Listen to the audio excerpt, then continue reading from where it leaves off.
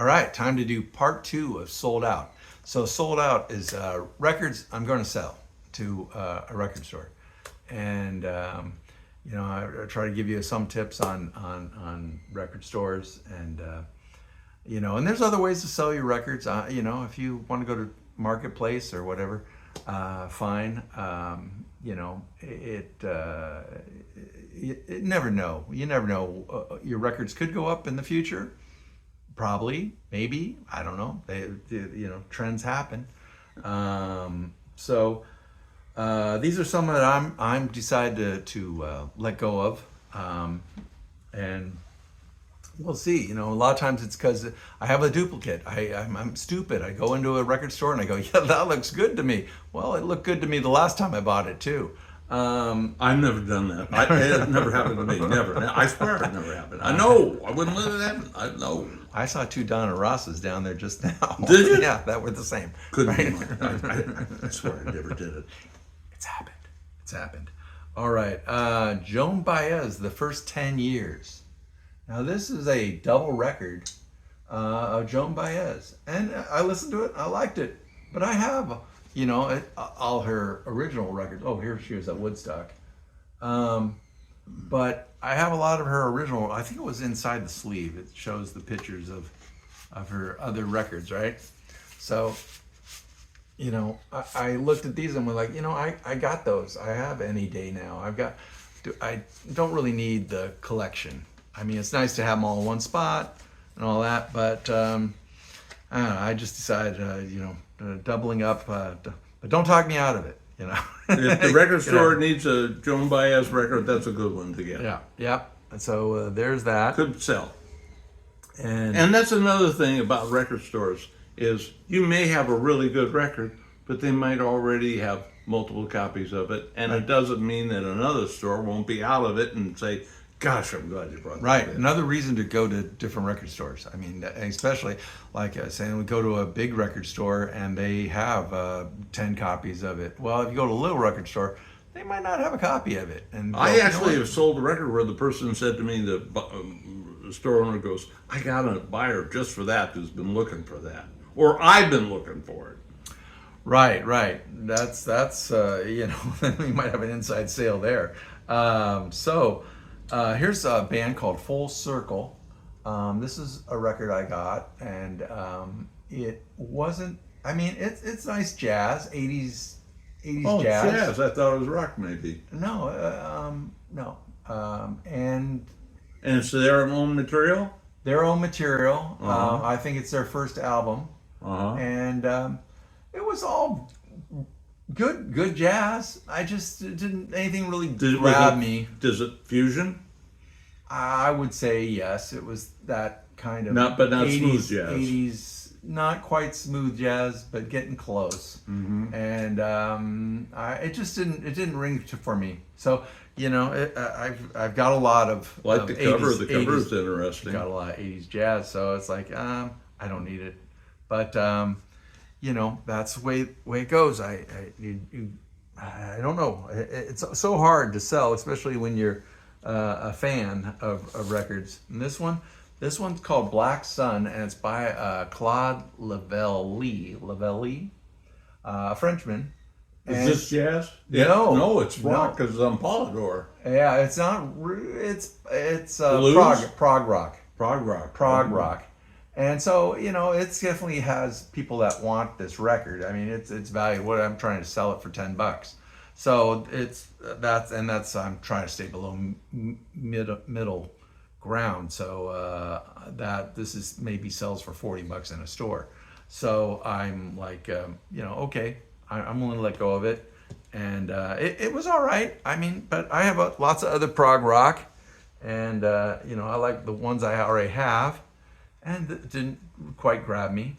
And here's another one I just have a double of. Weather Report. Weather Report It was funny. I listened to it and I was like, I like this. This should have to go in the collection. Went downstairs and I go, well, it is in the collection. Well, there you go.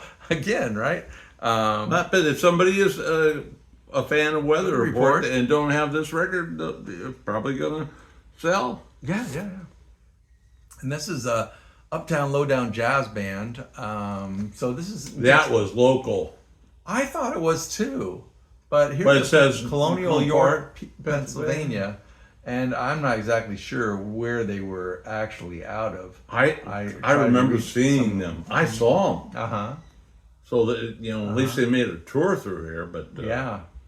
Well, good I've God, been touring the whole country, and great stuff. I like it, but I've got a lot. this of, is Dixieland. You said I've got that, a huh? lot of Dixieland. I've got a lot of Yeah. Dixieland. So I was like, do I need another Dixieland record? Not really. So I'm gonna try to let it go. And here's one that isn't listed anywhere. There was no buyers or sellers on Discogs, but they had the cover and everything, and it looked just like this: America's Top Tunes. And this was a record. Somebody would buy this basically because it's round, it has music, and it has a kind of interesting cover. It does, as Because it's really covered. it reeks nostalgia. If you have a say a jukebox or a music room or whatever, this is one you might just put on the wall. Right. And the artist is It's campy, very campy. yeah. And these usually have no name performers. Right. and- Well, they had the guy Jack Sheldon on one record, on oh, one that's song. a jazz guy. Yeah, Jack Sheldon. He's he a trumpet player. He also did. Yeah, he's a trumpet player. He was on Merv Griffin, and Well, Jack Sheldon had his own group, and he was a West Coast. Yeah, and he also guy. did Schoolhouse Rock. A bill on Capitol Hill and Conjunction Junction. What's your function? That was all him.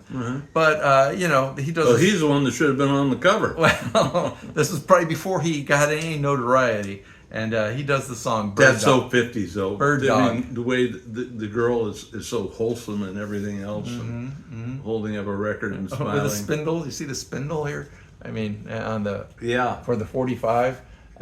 Just And they wanted it in the picture. right. Boy. No, it's fun. Yeah. I mean, yeah. It's- It's not going to sell for much, but I'm willing to part with it, and hopefully find some home for it. And here's a Lenny Bruce album. I listened to it. Nothing on here grabbed me. Nothing was so funny that I was like, oh, I really got to hang on to this. I think it was outtakes from different shows, or maybe from just the one show, but it wasn't necessarily the good outtakes from the show. He might have been arrested for the performance, but it didn't. Nothing there really was. But if you're a Lenny great. Bruce collector, and they're out there, right, because Lenny Bruce records on Fantasy and different labels Yeah. are right, collectible. right. Yeah. So- And so if you're an A to Z Lenny Bruce guy, Yep. and that's not one you see very often. So that I don't think you see any of the Lenny Bruce very often. I think that's it's true, but pretty far in between. yeah, but that one might be even harder than the others. Right. And there was a great movie, right? Lenny, by Dustin Hoffman playing Yeah. the character, and that's very good. I recommend that too, especially if you're a younger person that know nothing about Lenny Bruce. Check out Lenny. So, Jerry Jeff Walker. I know I have a fan next to me. Of You're Jerry not Jeff kidding. Walker. Yeah. In Luckenbach, Texas. Luckenbach, is that right? Where I got Luckenbach, Texas, yeah. But the album's actually called Viva Terra Linga. This is actually for Jerry Jeff Walker fans. This is the one that they want the most. Good. I mean, good for the record. I saw there source. quickly when you open it up, up against the wall. Mother, you know what? That was a big one with them. Oh, okay. Up against the wall, yeah. redneck. Yeah. All right. Oh yeah, they cool. love this record. They love it. Well, that's cool. This should be. I like the back with all the nostalgic. When you take this into the record store, can't imagine them not buying this, because this is for you want this before you get any other Jerry Jeff Walker record. That's the one that when even if you went to Wikipedia, they'd be talking about that record. Well, that's cool. How about this one? What do you think of this? I love it. Shelly Man and His Men, Volume 4. Yeah, I love it too. I loved it so much. This is a second copy of it. And I was like, okay, I don't need 2 copies again, right? So How much do you want for it? I'm only asking $13. $13. So, well, Put it over there. I'll give you $13. well, that's cute. I like that. Sold. Sold. Okay, how about this guy, Barry McGuire? Seeds. Well, you know, I liked him better as a solo artist anyway. I don't know this album. Well, tell me, who was he with before that? New Christian Minstrels. New Christy Minstrels. Yeah. Okay. Green, green. You know? Green. All the folk songs. Yeah. And then his His Eve of Destruction was Eve a of Destruction. big solo hit. And you know, if you get the Vietnam War protest year of songs, that'll be on it. right. That is Right. a big one. That is a big one. Well, you know, I thought some of the artists that he has backing him up here, Jim Gordon on drums, Jim Horn, Don Menza on sax, Chuck Finley, Ollie Mitchell on trumpets. You know, Oh, We're is this a solid live guys. album? I'm taking it so that I'm seeing a live performance here that maybe you know, it I don't is. think it was. I listened to it, and they're showing. You don't live. hear any applause, huh? I didn't hear any applause. No, I don't remember hearing any applause. But you know, the thing about it was he there was some religious stuff.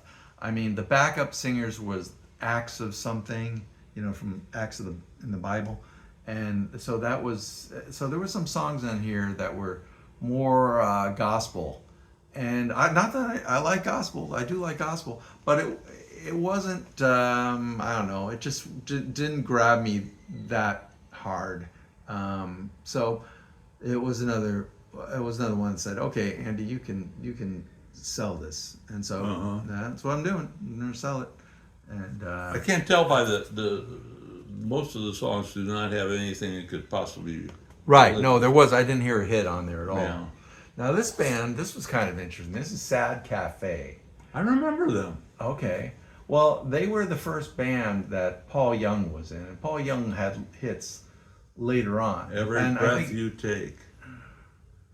Or isn't that the song?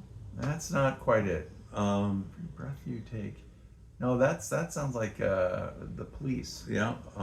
That is the Police. Yeah. Um, But he had a song. every breath you take. You just said that. No. Every something. Every move you make. Every move you make. Every.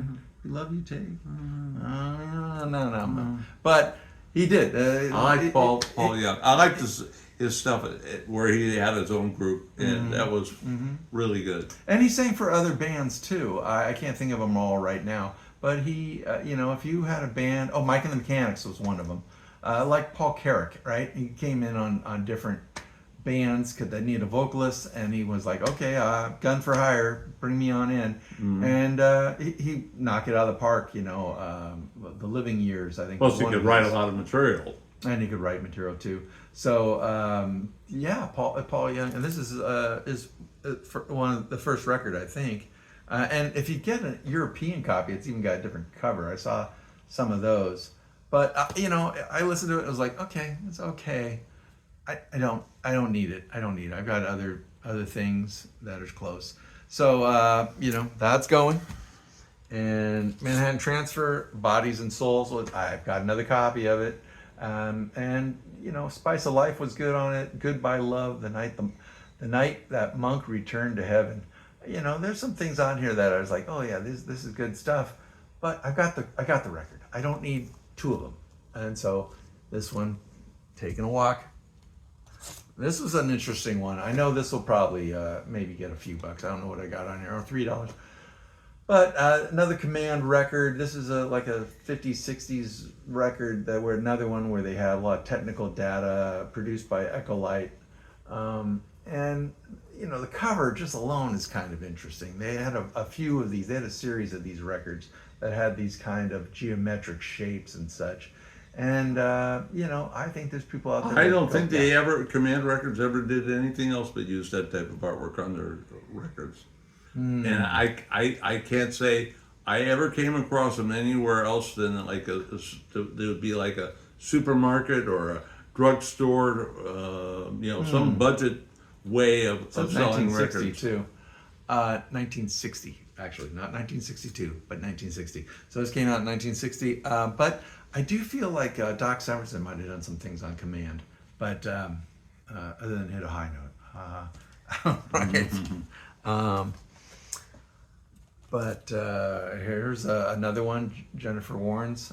She had some great hits. She does a song called Love Hurts Here, which is a cover, but it's good. I'm trying to think, Right Time of the Night. That was the big one, I think, on here. And, it's like, it's more like my sister's music, right? I mean, she did some great stuff with Bill Medley from the Righteous Brothers, and she wrote for a lot of different artists and did a lot of stuff, and just another wonderful artist. But it's not really my thing. So I'm recognizing some of this stuff, in my older age here, that I don't have to have everything. I can let a few things. So Tiana Maria Torres.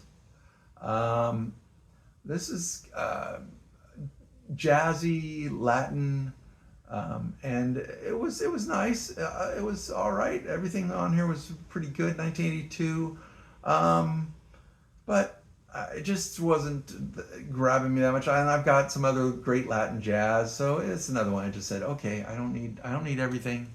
But if I get stuck with this, I won't feel stuck. I'll feel like, okay, well, this is all right. I can listen to it. I lost a sticker. I think my wife will kill me. She takes the time to put these on there.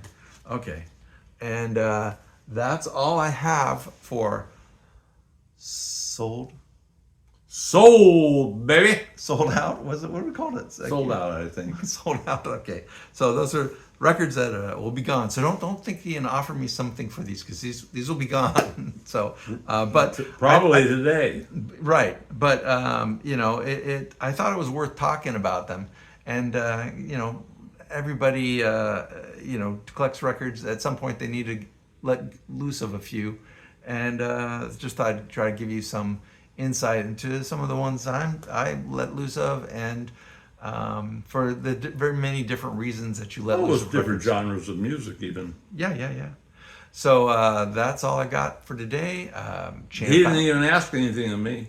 Well, You didn't you- even care to ask me anything. I could have gone down and picked 5 or 6 records I'd sell. Yeah, we could maybe do another one at some point. But Okay. the thing sometimes with Dizzy, he's had some bad experiences with selling records, and you don't want to go in. We don't want to go down the dark side unless you're the line for the Seahawks. Then the dark side's okay, but otherwise, we don't want to bring you into any kind of oh that's horrible. Oh Now, I'm just going to say something that my brother would admit is true.